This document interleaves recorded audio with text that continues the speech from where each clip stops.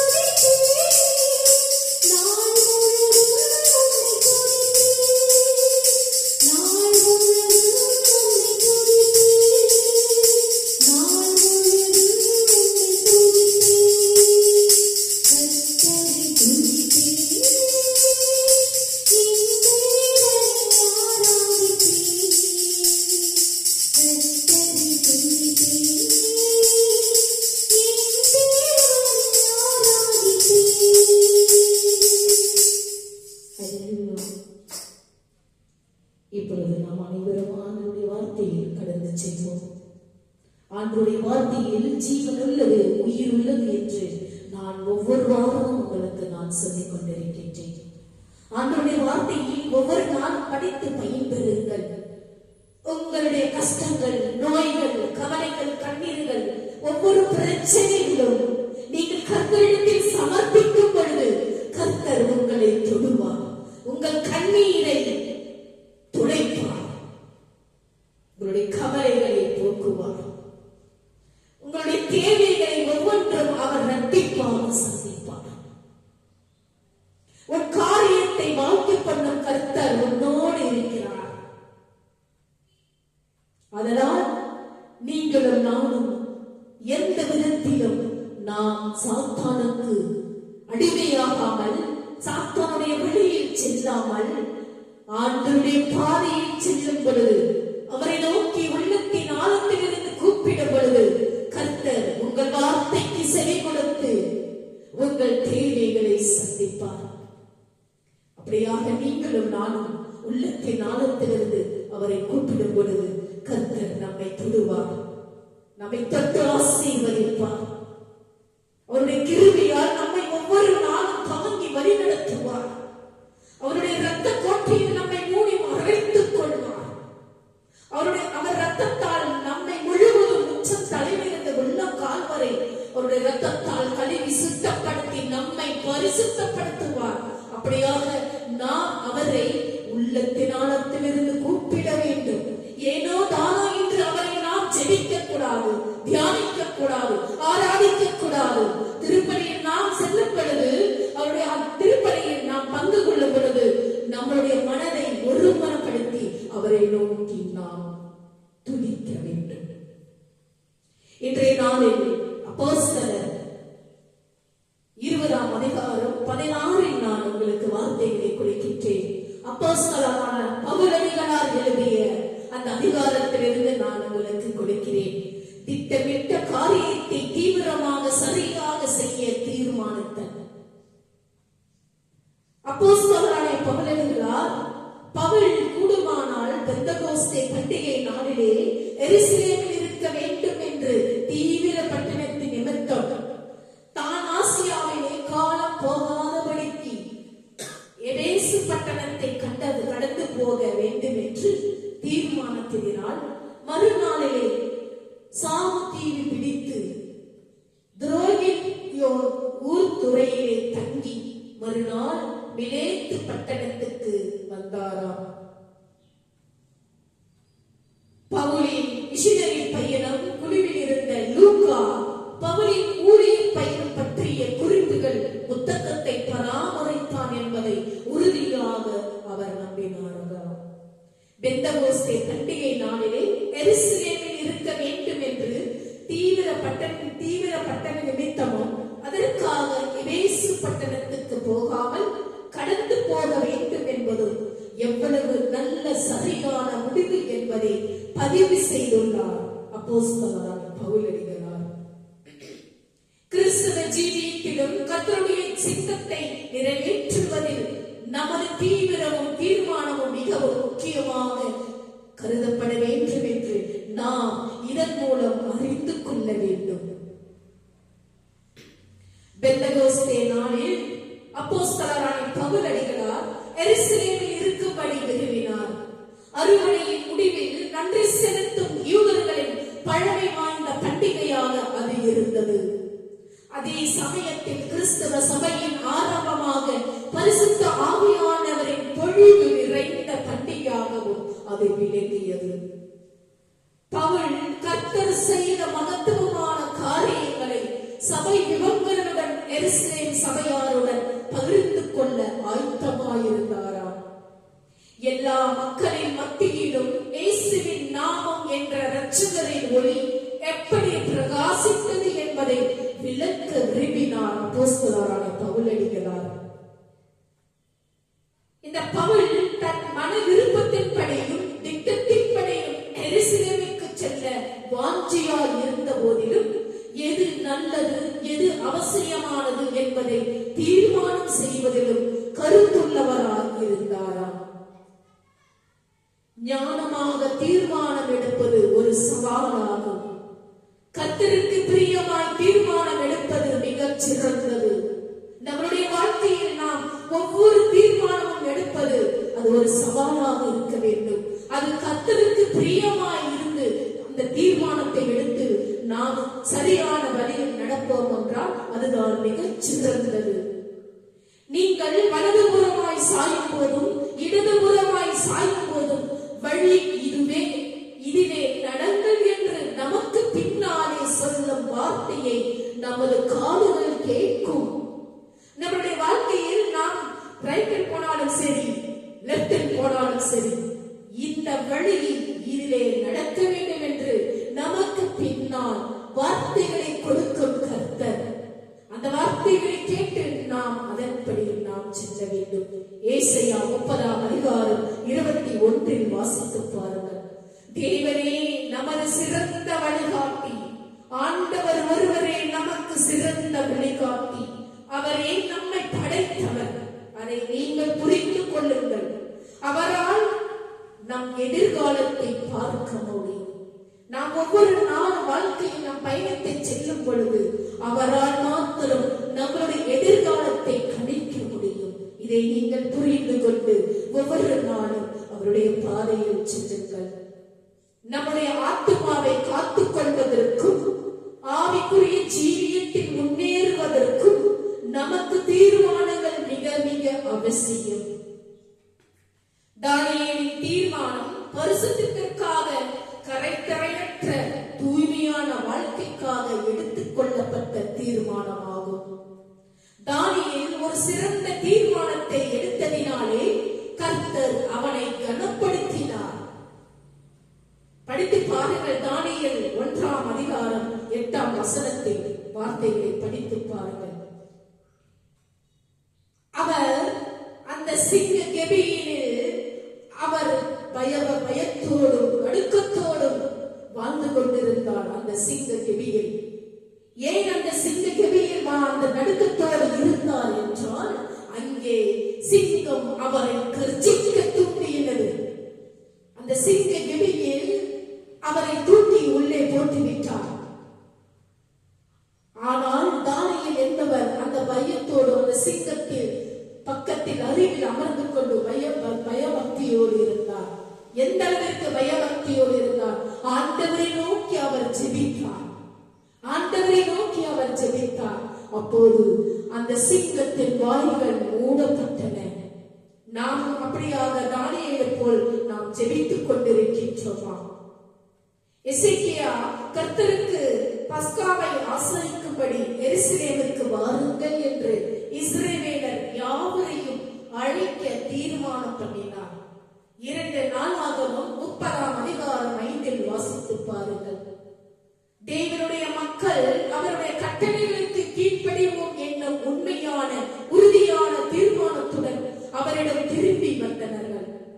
என் வாய் மீறாதபடிக்கு தீர்மானம் பண்ணினார். சங்கீதம் 17:3 வாசித்து பாருங்கள்.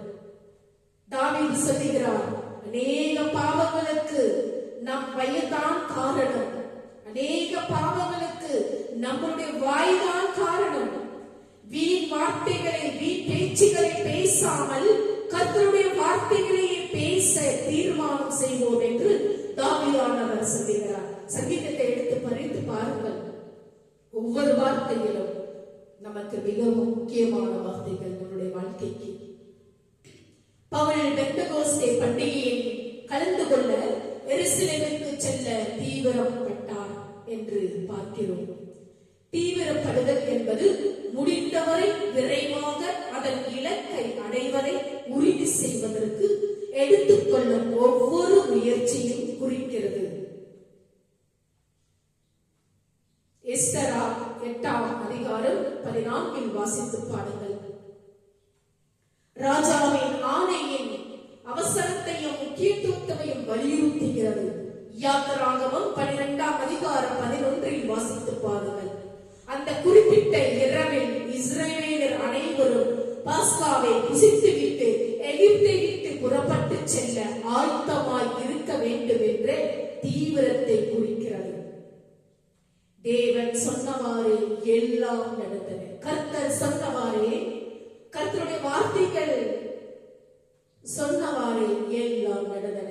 தேவன் கர்த்தர் எப்போதும் தமது கட்டுப்பாட்டில் இருக்கிறார். அவர் இறையாண்மை உள்ளவர்.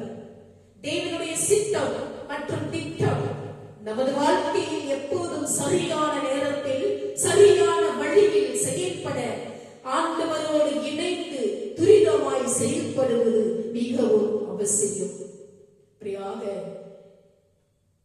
ஆண்டவருடைய குடும்ப பிள்ளைகளே, நாம் அனைவரும் கர்த்தருடைய பிள்ளைகளாக, கர்த்தருடைய குடும்ப பிள்ளைகளாக நாம் வாழ வேண்டும்.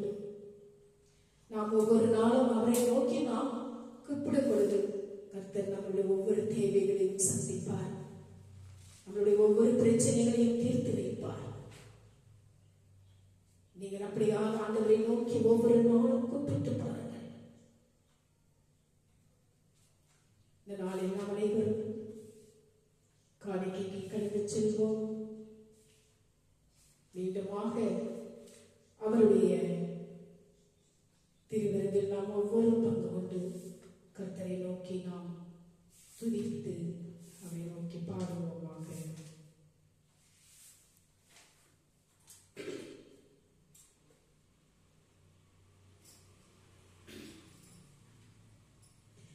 நான் நிற்பது மோதிர கிருபை, நீ மூலமாவதது கிருபை.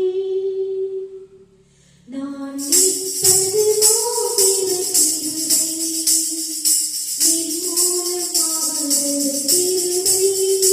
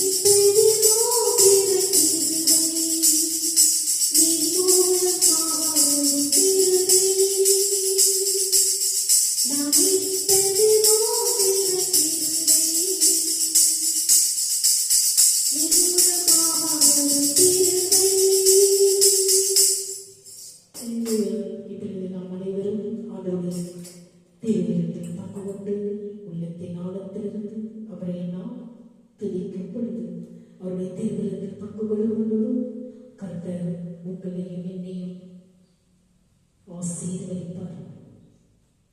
அப்படியாக நாம் கண்களை மூடி காணிக்கை கடந்து செல்வோம்.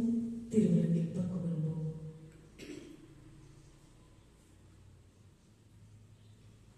இறைவாய் இந்த காணிக்கையை ஆசீர்வதித்து புனிதப்படுத்தி ஆவியிலும் உண்மையிலும் உமக்கு உகந்ததாக செய்தரும். இவ்வாறு உம்முடைய அன்பு திருமகனும் எங்கள் ஆண்டவருமான இயேசு கிறிஸ்துவின் திருவுடலாகவும் இரத்தமாகவும் இக்காணிக்கை மாறுவதாக. அவர் தாம் பாடுபடுவதற்கு முந்தின நாள் வணக்கத்துக்குரிய தம் திருக்கைகளில் அப்பத்தை எடுத்து வானோக்கி கண்களை உயர்த்தி எல்லாம் வல்ல இறைவனும் தம் தந்தையும் ஆகிய உமக்கு நன்றி செலுத்தி வாழ்த்துரைத்து அப்பத்தை விட்டு தம் சீடர்களுக்கு அளித்து அவர் கூறியதாவது: அனைவரும் இதை வாங்கி உண்ணுங்கள், ஏனெனில் இது உங்களுக்காக கையளிக்கப்படும் என் உடல் என்றார். அவனவே உணவு அருந்திய பின் மகிமை மிகுந்த இக்கிண்ணத்தை வணக்கத்துக்குரிய தம் திருக்கைகளில் எடுத்து மீண்டும் உமக்கு நன்றி செலுத்தி வாழ்த்துரைத்து தம் சீடர்களுக்கு அளித்து அவர் கூறியதாவது: அனைவரும் இதை வாங்கி பருகுங்கள், ஏனெனில் இது புதிய நித்திய உடன்படிக்கான என் இரத்தம். இது பாவ மன்னிப்புக்கென்று உங்களுக்காகவும் எல்லாருக்காகவும் சித்தப்படும். இதை என் நினைவாக செய்யுங்கள் என்றார். நாம் அனைவரும் ஒருமனப்பட்டு அவருடைய பங்கில் பங்கு கொள்வோமாக.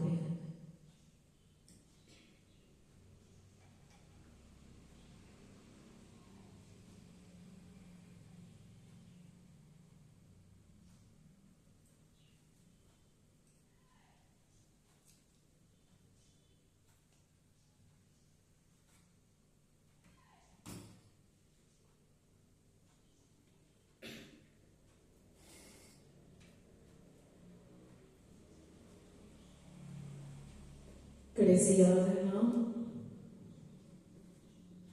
நன்றியோடு அவரை நாம் துதிக்கும் பொழுது கர்த்தர் நம்மை ஒருபோதும் கைவிடாமல் காத்து வழிநடத்துவார்.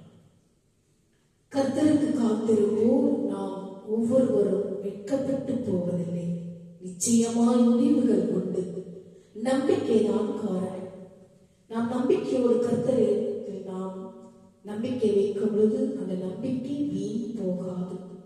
குறித்த காலத்திலே தரிசனம் நிறைவேற்றுவார். தாமதித்தாலும் அதற்காக நாம் காத்திருக்க வேண்டும். காத்திருக்கும் பொழுது அற்புதங்கள் அதிகமாக கிடைக்கும். அனைத்தும் இழந்தாலும் உறவுகள் பிரிந்தாலும் நம்மை விட்டு உண்மை உள்ள தேவன் நம்முடைய வாழ்க்கையில் சுக வாழ்க்கை நமக்கு சீக்கிரம் நமக்கு கொடுப்பார். அப்படியாக இந்த நேரத்தில் நாம் அனைவரும் உள்ளத்தின் ஆழத்தில் இருந்து அவரை கூப்பிட்டு நாம் துதித்து அவரை நாம் பாடுவோமாக.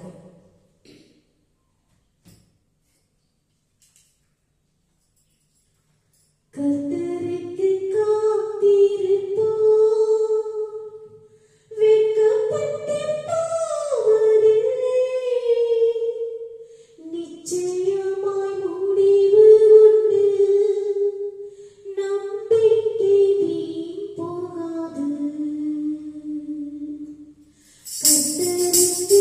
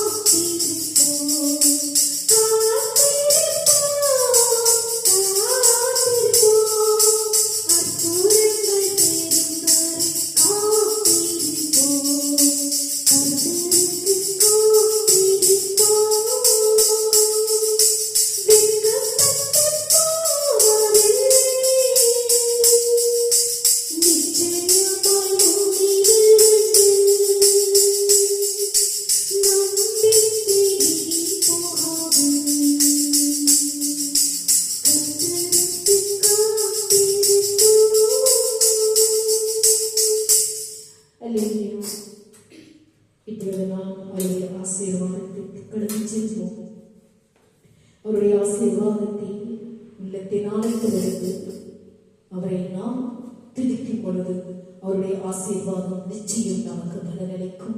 அப்படியாக நீங்கள் ஒவ்வொரு நாளும் அவருடைய ஆசீர்வாதத்தை பெற்றுக் கொள்ளுங்கள். நாம் அனைவரும் தலை வணங்கி அவருடைய ஆசீர்வாதத்தை பெற்றுக் கொள்வோமாக. கண்களை மூடி என்னிடம் செபிப்போம். அன்பின் பரலோக பிதாவே, ஒரு புதிய மாதத்தின் வாயிலில் நாங்கள் நிற்கும் போது வரவிருக்கும் நாட்கள் சவால்களும் சோதனைகளும் நிறைந்ததாக இருக்கலாம் என்பதை அறிந்து கனத்த இருதயத்துடன் உமக்கு முன் நாங்கள் வருகிறோம். எங்களுடைய கஷ்டங்களை எங்களால் தனியாக எதிர்கொள்ள முடியாது என்பதை நாங்கள் ஒப்புக்கொள்கிறோம். பலத்துக்காகவும் வழிகாட்டுதலுக்காகவும் ஆறுதலுக்காகவும் நாங்கள் உன்னிடம் திரும்புகிறோம். எங்கள் முன் இருக்கும் தடைகளை எதிர்கொள்ளும் தைரியத்தை எங்களுக்கு தாரும் அப்பா.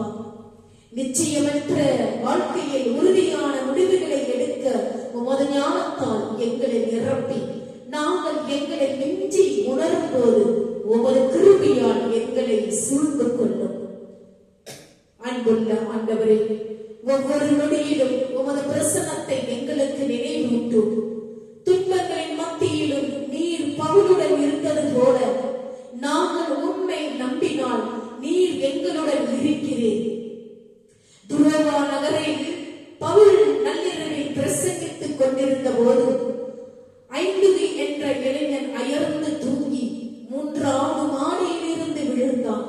அவன் ஏறக்குறி இறந்துவிட்ட போதிலும் ஜீவன் கொடுப்பவராக உம்மீது பவுல் வைத்திருந்த அபார நம்பிக்கையின் காரணமாக அவனை நீர் எழுப்பினீர்.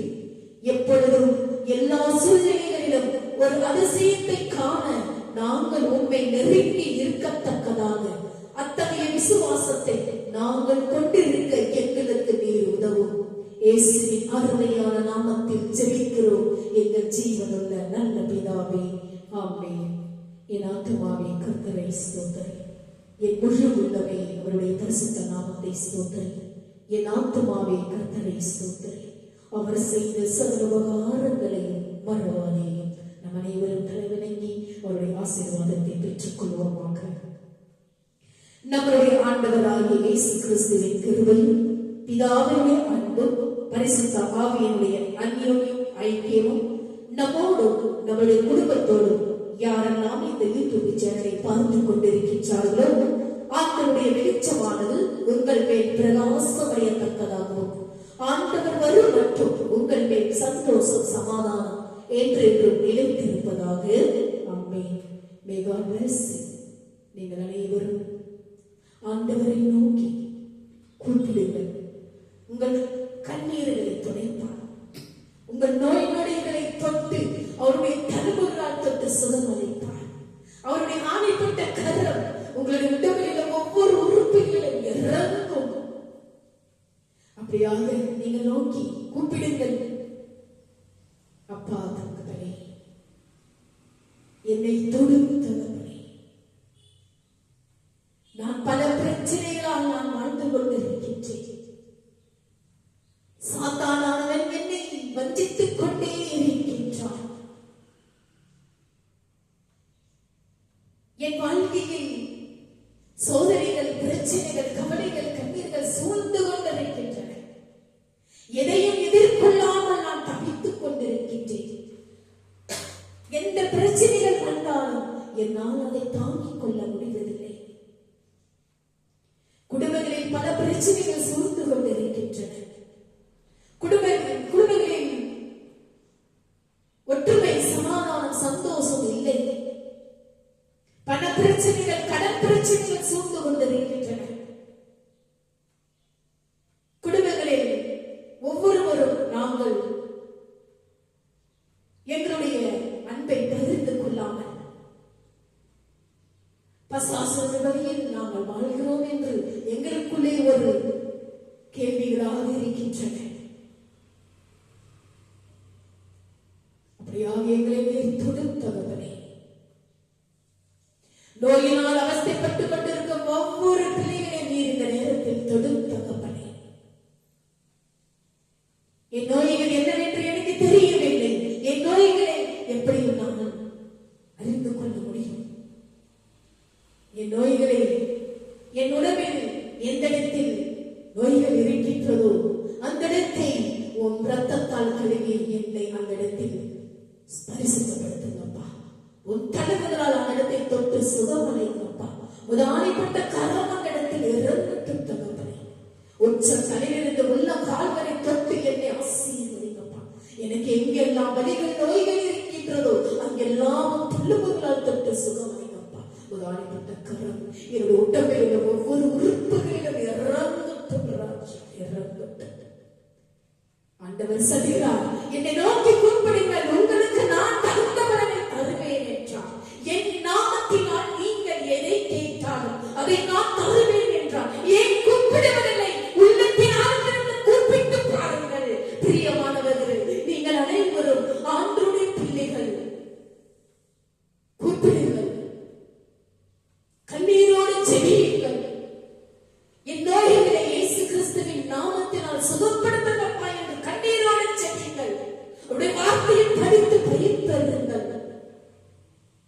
உங்க தேவைகள் ஒவ்வொன்றும் இரட்டிப்பாக சந்திக்கப்படும். திருமணங்கள் தடைப்பட்டுக் கொண்டிருக்கின்றன, தவித்துக் கொண்டிருக்கும் குடும்பங்களில் ஆண்டவரை நோக்கி ஜெபியுங்கள். திருமணம் நடக்கும். குழந்தை இல்லாத தம்பதிகளுக்கு குழந்தை பாக்கி கிடைக்கும். வேலைக்கு தவித்துக் கொண்டிருக்கும் பிள்ளைகளுக்கு வேலை வாய்ப்புகள் ஆண்டவர் கொடுப்பார். கூப்பிட்டு பாருங்கள். நாம் அனைவரும் ஆண்டவருடைய பிள்ளைகள். நாம் சில நேரங்களில் ஆண்டவரை நிந்திக்கலாம். எனக்கு ஒரு நண்பர் சொன்னார், நீங்கள் ஆண்டவர் ஆண்டவர் என்று கூப்பிடுகிறீர்கள், எனக்கு ஆண்டவரே கோபம் இருக்கின்றது என்று சொன்னார். நான் சொன்னேன், ஆண்டவர் ஒன்றும் உங்களுடைய தகப்பன் தாய் அல்ல, உங்களுடைய சகோதரர்கள் உறவுகள் அல்ல. அவரை நோக்கி அவரிடத்தில் நீங்கள் கோபம் கொள்வது, நீங்கள் அவரை முழுமையாக நம்பவில்லை, நீங்கள் அவரை உள்ளத்தில் ஆழ்த்திருந்த அவரை கூப்பிடவில்லை. ஆண்டவரை கூப்பிட்டு பாருங்கள் என்றார். நான் சொன்னேன், கூப்பிட்டு பாருங்கள், என்னை நோக்கி கூப்பிடுங்கள், உங்களுக்கு நான் தகுந்த பலனை தருவேன் என்றார். அப்படியாக நாம் எத்தனை பேர் இந்த உலகில் ஆண்டவரை உள்ளத்தின் ஆழத்தில் நாம் கூப்பிடுகிறோம்? கெட்டவர்களுக்கு அனைத்தும் கொடுப்பார், கெட்டவர்களுக்கு அனைத்தும் கொடுப்பார், தேவைகளை சீக்கிரமாக கொடுப்பார், நல்லவர்களுக்கு சீக்கிரம் கொடுப்பார். நான் கொடுக்க மாட்டார், நல்லவர்களை சோதிப்பார், நல்லவர்களை சோதிப்பார், ஆனால் கைவிட மாட்டார். புரிந்து கொள்ளுங்கள் பிரியமானவர்களே. அப்படியாக இந்த நேரத்தில் ஒவ்வொரு குடும்பங்களிலும் ஜெபத்தின் வழியாக ஆண்டவரை கூப்பிடுங்கள். திருப்பலின் வழியாக ஆண்டவரை நோக்கி கூப்பிடுங்கள். ஒவ்வொரு நாளும் 2 நிமிடம் ஆண்டவரை நோக்கி ஜெபியுங்கள். கூப்பிட்டு பாருங்கள். உங்களுக்கு என்னென்ன தேவைகள் இருக்கின்றதோ அத்தனை கர்த்தர் இரட்டிப்பாக கொடுப்பார். உன் காரியத்தை வாழ்க்கை பண்ண கர்த்தர் உன்னோடு இருக்கிறார். அப்படியாக நம் அனைவரும் இந்த நேரம் ஆண்டவரை நோக்கி துதிக்கும் பொழுது, அவரை நோக்கி கூப்பிடும் பொழுது கர்த்தர் உங்களை ஒவ்வொருவரை தொட்டு ஆசீர்வதிப்பார். கர்த்தர் தாமே உங்களை ஆசீர்வதிப்பாராக. ஆமென். May God bless you.